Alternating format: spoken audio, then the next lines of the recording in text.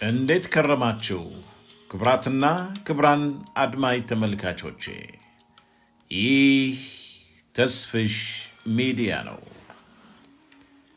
ባለፈው ጊዜ የማይሰበረው ከተሰኘው መጽሐፍ ክፍል 1ን ተመልክተናል።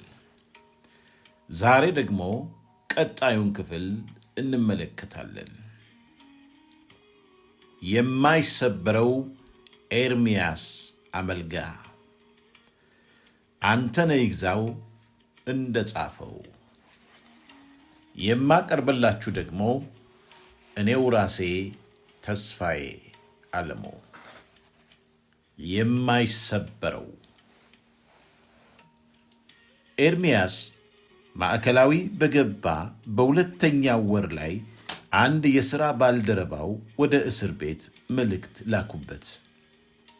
የማዕድን ሚኒስቴር ሰዎች አክሰስ ካፒታል ደብዛውን በማጥፋቱ የማይኒንግ ፈቃዱን እንሰርዘዋለን እያሉ በመሆኑ በአፋጣኝ ደብዳቤ ጽፎ ሥራውን ለማስቀጠል እየተዘጋጀ መሆኑን እንዲያሳውቅ ምክራቸውን በመልእክት ለገሱት። ኤርምያስ የባልደረባውን ጥቆማ መሠረት አድርጎ ደብዳቤውን ለሚኒስትሩ አስገባ። ፈቃዱም ከመሰረዝ ዳነ። በማዕከላዊ ለ128 ቀናት ታስሮ እንደተፈታ ግን የወቅቱ የማዕድን ሚኒስቴር ዶክተር ቴዎድሮስ ፊርማ ያረፈበትና የማዕድን ፈቃዳችን መሰረዙን የሚገልጽ ደብዳቤ እንደደረሰው የሚገልጸው ኤርምያስ በአፋጣኝ ወደ ማዕድን ሚኒስቴር ሄዶ ለምንድን ነው ፈቃዳችን የሰርዛችሁት ብሎ ለባለሙያዎቹ ጥያቄ ማቅረቡን ያስታውሳል። ባለሙያዎቹ ምላሽ አልነበራቸውም። ውሳኔው አግባብ እንዳልሆነ ራሳቸውም ያውቃሉ። ከሚኒስትሩ ባለሙያዎች መካከል አንዱ የሆነው ስሙን መጥቀስ የማልፈልገው ባለሙያ ግን ሁሉንም ነገር በግልጽ ነገረኝ። አቶ ኤርምያስ ምን እንደምልህ አላውቅም። የማዕድን ፈቃድ አውጥተው ምንም አይነት ነገር ሳይሰሩ ከ10 ዓመታት በላይ ያለፋቸው ብዙ ሰዎች አሉ። እነርሱን ማንም ዞር ብሎ አይቷቸው አያውቅም። እውነቱን ልደብቅ አልፈልግም። የአንተን ፈቃድ እንድንሰርዝ ያዘዘው ራሱ ዶክተር ቴዎድሮስ ነው። ከዚህ በፊት በቀጥታ ወደኛ መጥቶ ፈቃድ እንድንሰርዝ አዞን ስለማያውቅ በወቅቱ ግራ ገብቶን ነበር። ፈቃዱን ሳንዘርዝ ለ1 ሳምንት ያህል እንደቆየን ዶክተር ቴዎድሮስ ተመልሶ ይህን ፈቃድ ሰርዙ ብያችሁ አልነበር ወይ? ለምንድን ነው ያልሰረዛችሁት? ብሎ አፋጠጠን። ምንም ማድረግ ስላልቻልን ፈቃድህን ሰረዝ ነው። እንግዲህ ይሰማኛል ወደምትለው አካል ሂድ፣ አቤት በል በማለት የሆነውን ሁሉ አስረዳኝ። እዚህ ላይ ሁሉም ነገር ግልጽ እየሆነልኝ መጣ ይላል ኤርምያስ በወቅቱ የተሰማውን ስሜት ሲያስታውስ። አክሰስ ካፒታል በሰቆጣ የጀመረውን የብረት ማዕድን ፕሮጀክት በተመለከተ ብዙ ተወርቷል። ብዙዎችም ቀልባቸውን ጥለውበታል። በኢትዮጵያ የተለያዩ አካባቢዎች የብረት ማዕድን ይዘት እንዳለ ቢረጋገጥም ንጹህ ብረት ግን አይደለም። ለምሳሌ የብረታ ብረት ኮርፖሬሽን በወለጋ አካባቢ የነበረው ፕሮጀክት የብረት ይዘቱ 25 በመቶ ብቻ ነበር። በትግራይና በሌሎች አካባቢዎች ያሉትም በጣም አነስተኛ የብረት ይዘት ያላቸው ነበሩ። በሰቆጣ የሚገኘው የአክሰስ ካፒታል ብረት ግን በአማካይ 65 በመቶ የብረት ይዘት ያለውና በዓለም አቀፍ ደረጃ በጥራቱ አንደኛ ደረጃ ላይ የሚቀመጥ ነው። ይህም ብቻ አይደለም። ብረት ረጅም ጥልቀት ያለው ጉድጓድ ተቆፍሮ የሚገኝ ማዕድን ቢሆንም የአክሰስ ግን ባልተለመደ ሁኔታ ለመሬት ገጽ እጅግ በቀረበ ርቀት ላይ በከፍተኛ መጠን ተከማችቶ የሚገኝና ብዙ የማያደክም ነው።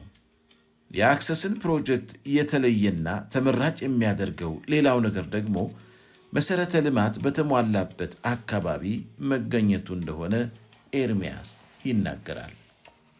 እሱ እንደሚለው አብዛኛውን ጊዜ ማዕድን የሚገኘው በገጠራማና መሰረተ ልማት ባልተሟላባቸው ራቅ ባሉ አካባቢዎች እንደመሆኑ በማዕድን ዘርፍ ትልቁ ኢንቨስትመንት መሰረተ ልማት ማሟላት ነው። የአክሰስ ፕሮጀክት ግን የውሃና የመብራት አገልግሎት በተሟላለትና ከዋና መንገድ አጠገብ የሚገኝ ብቻ ሳይሆን መንግስት እዘረጋዋለሁ ብሎ ካቀዳቸው የባቡር መስመሮች አንዱም በአጠገቡ የሚያልፍ ነው። በአጠቃላይ ሲታይ የእነ ኤርምያስ የብረት ኢንቨስትመንት በተለያዩ መሰረቶች ሲታይ እጅግ ተመራጭና አዋጭ ነው። የእኛን ብረት በተመለከተ በኢንቨስተሩ መንደር ብዙ ተወርቷል። ብዙዎች አይናቸውን ጥለውበታል፣ ተመኝተውታል። በኋላ ላይ ከማዕድን ሚኒስቴር በደረሰኝ መረጃ ለመረዳት እንደቻልኩት ሌሎች ኢንቨስተሮች ወደ ማዕድን ሚኒስቴር በመሄድ የእኛን ፕሮጀክት በስም እየጠቀሱ እንዲሰጣቸው ጠይቀው ነበር። ሌሎች ኢንቨስተሮች ስላችሁ ጥቂት 2 ወይም 3 ኢንቨስተሮች እንዳይመስሏችሁ፣ 24 እንጂ። ማንም ኢንቨስተር ብረት ስለሚባል ነገር አስቦ በማያውቅበት ወቅት አጥንቼ የገባሁበትን ለ6 ዓመታት ያህል የለፋው የደከምኩበትን ብዙ ወጪ ያወጣሁበትን ብረት አሳልፎ እንዲሰጣቸው 24 የተለያዩ ኢንቨስተሮች ለማዕድን ሚኒስቴር ጥያቄ አቅርበው ነበር። የእኛ ብረት የብዙዎችን ቀልብ እንደገዛ እንዳማለለ አውቃለሁ። ዶክተር ቴዎድሮስ ባልተለመደ ሁኔታ ደጋግመው ወደ ባለሙያዎች እየወረዱ በትዕዛዝ የማዕድን ፈቃዴን ማሰረዛቸውን ስሰማ በብረታችን ለማለሉ ለሌሎች ባለሀብቶች በር እየከፈቱ ሊሆን እንደሚችል ጠረጠርኩ የሚለው ኤርምያስ ብዙም ሳይቆይ ጥርጣሬውን የሚያጠናክር መረጃ ማግኘቱን ይናገራል።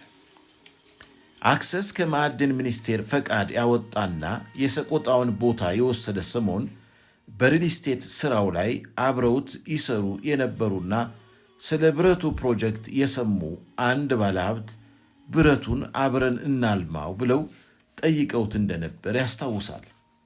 በወቅቱ ለግለሰቡ ፈቃደኝነቱን ቢገልጽላቸውም ሰውየው ግን ከዚያ በኋላ ስለ ጉዳዩ አንስተውበት አያውቁም።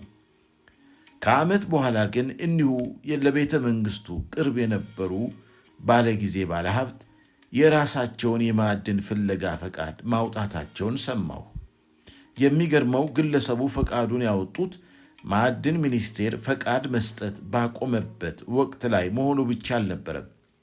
የግለሰቡ ኩባንያ ፈቃድ የተሰጠው አክሰስ ካልሰራ ተብሎ በማዕድን ሚኒስቴር የተገደደውን ስራ ጭራሽ ሳይሰራ ፈቃዱን ማግኘቱ ጭምር እንጂ። ይህን ተከትሎ አጠቃላይ ጉዳዩን በተመለከተ ዝርዝር ማብራሪያ የሚሰጥና እሱ በመታሰሩ ምክንያት ስራው በመጓተቱ ብቻ ፈቃዱ መሰረዙ አግባብ አለመሆኑን የሚገልጽ እንዲሁም ብዙ ርቀት የተጓዘበት ለአገር ለወገን የሚተርፈው ትልቅ የብረት ፕሮጀክት በጅምር እንዳይቀር ሲባል ፈቃዱ ታድሶለት ወደ ሥራ እንዲገባ የሚጠይቁ ደብዳቤዎችን በተደጋጋሚ ለዶክተር ቴዎድሮስ መላኩን ኤርምያስ ይናገራል። በተደጋጋሚ መፍትሄ ለማግኘት ብሞክርም ያለቀለት ጉዳይ ነው የሚል ምላሽ ነበር የሚሰጠኝ። እሳቸውን በአካል አግኝቼ ላወያያቸው ብሞክርም አልተሳካልኝም። ጻፍኩ። ይህ ነው የሚባል መፍትሄ ሳላገኝ ወቅቶች አለፉ። በኋላ ላይ ግን በድጋሚ ጠንከር ያለ ደብዳቤ ጽፌ አቤቱታዬን ለአቶ ሞቱማ ላኩ። ቀጠሮው ተይዞልኝ ቢሮአቸው እንደገባው ዋና ጉዳይ ትተው ስለ አክሰስ ሪል ስቴት ጉዳይ እንዳወራቸው ጠየቁኝ። የሪል ስቴቱን ጉዳይ በተመለከተ በዝርዝር አወራሁላቸው። ጉዳዩ በመንግስት ተይዞ በእንጥልጥል ላይ እንዳለና በቅርቡ እልባት ያገኛል የሚል ተስፋ እንዳለኝ በዝርዝር ነገርኳቸው። እሳቸው ግን በሚገርም ሁኔታ የሪል ስቴቱን መጨረሻ ካዩ በኋላ የብረት ፕሮጀክቱን ጉዳይ እንደሚያዩት ገለጹልኝ። የሚገርም ነበር። ሁለቱ ኩባንያዎች የተለያዩ ጉዳዮች እየቅል በመሆኑ መገናኘት እንደሌለባቸው ገለጽኩላቸው። አልተቀበሉኝም በማለት ነው ኤርሚያስ ከሚኒስትሩ ያገኘውን ምላሽ በተመለከተ ሲናገር። ዓመታት አለፉ። ሚያዝያ 2010 ዓመተ ምህረት አንድ ዕለት ኤርሚያስ በአክሰስ ካፒታል የብረት ፕሮጀክት ውስጥ ተቀጥሮ ይሰራ ለነበረ አንድ ጂኦሎጂስት ለሆነ ጉዳይ ስልክ ይደውላል። ሰላምታ ተለዋውጠው ስለደወለበት ጉዳይ አውርተው ሊጨርሱ ሲሉ ግን በስተመጨረሻ ላይ ሌላ አዲስ ርዕስ ተነሳ። እኔ የምልህ አቶ ኤርሚያስ የሰቆጣው ብረት ጉዳይ ከምን ደረሰ? ማለቴ ጨረታው ሲል ጠየቀው ጂኦሎጂስቱ። የትኛው ጨረታ? ኤርሚያስ ግራ ተጋብቶ መልሶ ጠየቀ። የሰቆጣው ብረት ጨረታ ነዋ፣ ጋዜጣ ላይ ያወጡት። አላየኸውም እንዴ? እኔ እኮ ያየኸው መስሎኝ ነው ዝም ያልኩት። ማዕድን ሚኒስቴር እኮ የአክሰስ የብረት ማዕድን ቦታ ለጨረታ አቅርቦት ነበር አለ ጂኦሎጂስቱ። ምን? ኤርሚያስ የሰማውን ለማመን አልቻለም። ኤርሚያስ በንዴት ጦፎ ላፕቶፑን ዘረጋና የማዕድን ሚኒስቴር ድረገጽ ከፈተ። እውነት ነው። ማዕድን ሚኒስቴር የአክሰስን የብረት ፕሮጀክት ቦታ በሚገርም አስቂኝ መስፈርትና በትንሽዬ የጋዜጣ ገጽ ማስታወቂያ ለጨረታ አቅርቦታል። ብዙ ባለሀብቶች በጨረታው ተወዳድረዋል። የጨረታው አሸናፊ የሚገለጽበት ጊዜ እየተጠበቀ ነው። ጨረታ ያወጡበታል ብዬ አልጠበቅኩም ነበር። የአክሰስ ችግር እስኪፈታ በእንጥልጥል ላይ ያለ ጉዳይ ነበር። አቶ ሞቱማ ቃል በገቡልኝ መሰረት የአክሰስ ሪል ስቴት ጉዳይ ሲፈታ ለብረቱ ጉዳይ ምላጭ ይሰጡኛል፣ ሌላ አዲስ ነገር ካለም ያሳውቁኛል ብዬ ነበር የምጠብቀው። የማዕድን ሚኒስቴር ድርጊት በጣም አስቆጣኝ። ነገሩ ከዚህ በፊት የነበረኝን ጥርጣሬ አጠናከረልኝ። ፕሮጀክቱን ከእጄ ነጥቀው ለሚፈልጉት ሌላ ባለጊዜ ኢንቨስተር ሊሰጡት ሳያስቡ እንዳልቀሩ ጠረጠርኩ ይላል ኤርሚያስ። ይህን ተከትሎ ወደ ማዕድን ሚኒስቴር በማቅናት አቤቱታ ማቅረቡን የሚናገረው ኤርሚያስ እንኳን መፍትሄ የሚሰጠው የሚለውን የሚሰማው አለማግኘቱን ይናገራል። ሁኔታው ተስፋ አስቆራጭ እንደሆነ ቢያውቅም የቻለውን ያህል ገፍቶ ለመሄድ አላመነታም።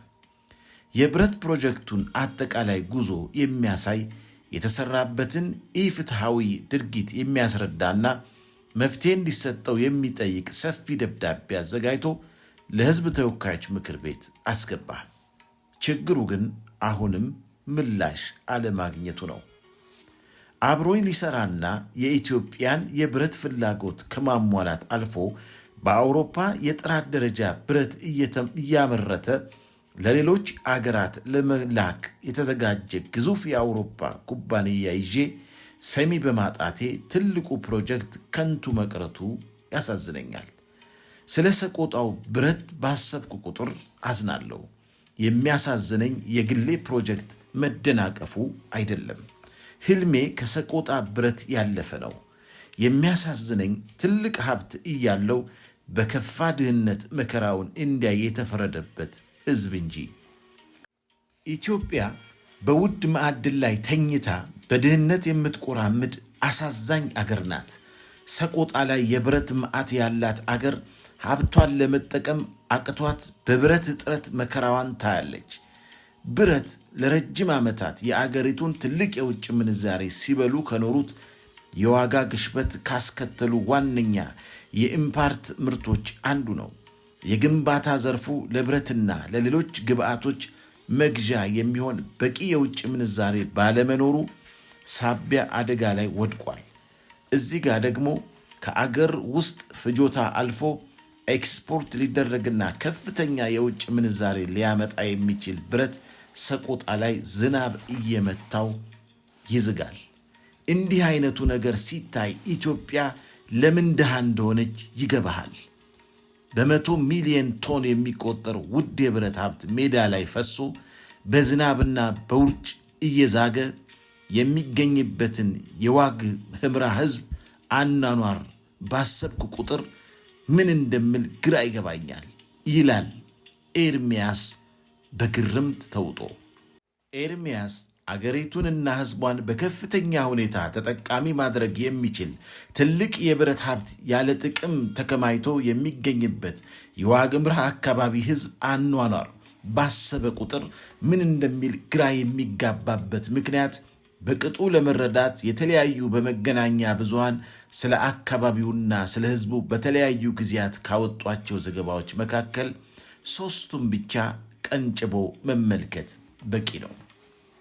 በዋግ ኽምራ ብሔረሰብ ዞን 6 ትምህርት ቤቶች 2547 ተማሪዎች በዛፍና በዳስ ስር ትምህርታቸውን በመከታተል ላይ ይገኛሉ። የመማሪያ ክፍሎቹ ጥሩ መቀመጫ የላቸውም። መምህራንም ቋሚ ቢሮ የላቸውም።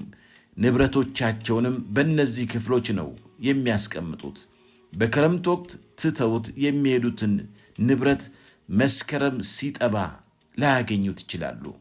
በክፍሎች ውስጥ የሚማሩ ተማሪዎች በንፋስ ይታወካሉ። ፀሐይ ላይ ነጭ ወረቀት ለማንበብ ይቸገራሉ። እንዲሁም ዝናብ በሚመጣበት ጊዜ ስለማያስጠልል ትምህርታቸውን አቋርጠው ይሄዳሉ። አዲስ ዘመን ታኅሳስ 25 2011። በዋግ ኽምራ ብሔረሰብ አስተዳደር አበርገሌ፣ ዝቋላና ሰሃላ ሰየም ወረዳዎች ያሉ ተማሪዎች በዳስ ውስጥ መማር በትምህርታችን ላይ ችግር እየፈጠረብን ነው ብለዋል። በዳስ ክፍሎች ውስጥ መማራችን ለዓይን ህመም አጋልጦናል። የሞቀ ድንጋይ ላይ መቀመጣችንም ለበሽታ የመጋለጥ ዕድላችን ጨምሯል ነው ያሉት። ተማሪዎቹ በዳስ ክፍል ውስጥ ከመማራቸው ባለፈ የመጽሐፍት እጥረቱ ችግሩን የከፋ እንዳረገባቸውም ነው የነገሩን። የአማራ ብዙሃን መገናኛ ድርጅትም በተዘዋወረባቸው ወረዳዎች የችግሩን አሳሳቢነት ተመልክቷል። ከዋግ ኽምራ ብሔረሰብ አስተዳደር ትምህርት መምሪያ ያገኘው መረጃ እንደሚያመለክተው ከ265 የመጀመሪያ ደረጃ ትምህርት ቤቶች ውስጥ 6 ትምህርት ቤቶች ሙሉ በሙሉ የዳስ ናቸው። ሌሎች 799 የዳስ ክፍሎች መኖራቸውንም የመምሪያው መረጃ ያመለክታል። የአማራ ብዙሃን መገናኛ ድርጅት በትምህርት ቤቶች ውስጥ ይሰጥ የነበረው የተማሪዎች ምገባ በመቋረጡ ትምህርታቸውን በአግባቡ ለመከታተል መቸገራቸውን በዋግ ኽምራ ብሔረሰብ አስተዳደር ዞን የሚገኙ ተማሪዎች ገለጹ። በደሃና ወረዳ የቆብዝ ባሃ አንደኛ ደረጃ ትምህርት ቤት የ7ኛ ክፍል ተማሪ ባየ አዳነ ለኢዜአ እንደገለጸው ባለፉት ጥቂት ዓመታት በትምህርት ቤታቸው የምገባ መርሃ ግብር ስለነበር ትምህርቱን ሳያቋርጥ ይከታተል እንደነበር አስታውሷል። የተማሪዎች ምገባ በዚህ ዓመት ባልታወቀ ምክንያት በመቆሙና ከቤቴ ተመግቤ ስለማልመጣ ትምህርቴን በአግባቡ መከታተል አልቻልኩም ብሏል። በዚህም የዕለት የምግብ ፍጆታውን ለመሸፈን ሲል በቀን ሥራ መሰማራቱን መደበኛ ትምህርቱንም መከታተል እንዳልቻለ ገልጸዋል። የብሔረሰብ አስተዳደር ትምህርት መምሪያ የሥርዓተ ምግብ ተጠሪ አቶ ፈንታሁን ሱዬ በበኩላቸው በክልሉና በፌዴራል መንግሥት ድጋፍ ከ2009 ዓ.ም ጀምሮ በ264 የአንደኛ ደረጃ ትምህርት ቤቶች ለ141700 ተማሪዎች የምገባ አገልግሎት ይሰጥ እንደነበር ገልጸዋል። በዘንድሮ ዓመት የፌዴራል መንግሥት በበጀት እጥረት ምክንያት ድጋፉን በማቋረጡ በክልል መንግሥት ድጋፍ ብቻ ዝቋላ፣ አበርገሌና ሰሃላ ወረዳዎች በሚገኙ 89 ትምህርት ቤቶች ብቻ የተማሪዎች ምገባ እየተካሄደ መሆኑን ተናግረዋል።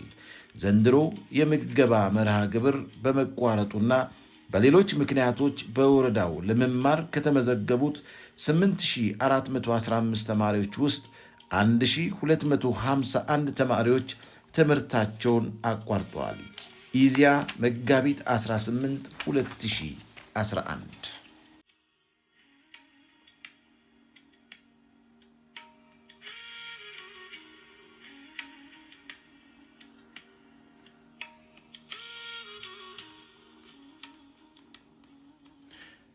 ክብራትና ክብራን አድማጭ ተመልካቾቼ የዚህ የማይሰበር ሰው ታሪክ እጅግ ብዙ ነው። ገና ብዙ እንመለከታለን። የሰራቸውን ድንቅ ስራዎችና የተዋለበትን ግፍ ብዙ እናያለን። ለዚህ ፕሮግራም አዲስ ከሆናችሁ ሰብስክራይብ አድርጉ። ከኔ ጋር የቆያችሁ ከሆነ ለጓደኛና ለቤተሰብ ሼር ማድረጋችሁን አትዘንጉ። አመሰግናለሁ።